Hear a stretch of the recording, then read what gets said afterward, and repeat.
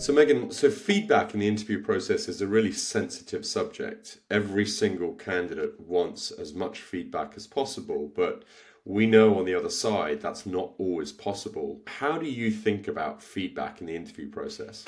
Yeah. First off, yes, exactly. Feedback is huge. Um, Everyone wants feedback. I want feedback, even. So you have to think about it on the whole of just communicating, really. That's the basics. Because true, you run into a lot of different things with feedback. There are legalities, per country, per location, per region. Sometimes you can and cannot give feedback, just depends on how global you're working. There is your own company philosophy. For example, if you're a company or a culture of, hey, we're a feedback culture, but then you're not giving feedback in an interview process, that's a bit of a mixed signal. And then also there's the aspect of just ensuring that those that need to give the feedback in the process are supported in giving feedback. They're familiar, they know how to do it, what to do, what to say. Even if that simply means what I think in, the big corporate world we call, say, like a no update of, okay, here's what's happening. I'll come back when I know information. Yeah, so one of the things I try to do is just to give one work on. You sometimes, I think, as a headhunter, as a recruiter, you can't share all of the feedback that you're hearing because there are sensitive issues that are being discussed.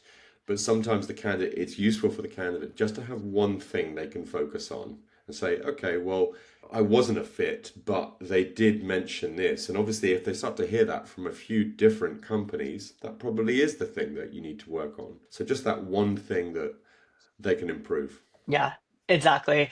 I think it's also good. I mean, in the broader picture, you always hear never, it's not the best thing to do a feedback sandwich, but it's it's also good for a candidate experience to hear something that went well. That's So really what's good point. working, what's going good, what skill sets they have that really worked, because that helps them. I mean, at the end of the day, every candidate is also still trying to improve, and maybe they're not getting that feedback either. Yeah.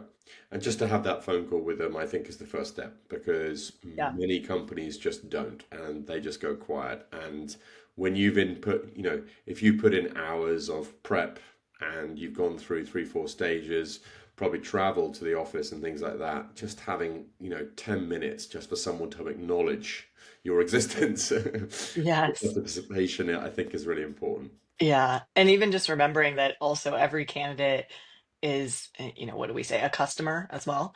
So, down the road, what does that leave them feeling beyond just upset that they went through that long process? You never really know.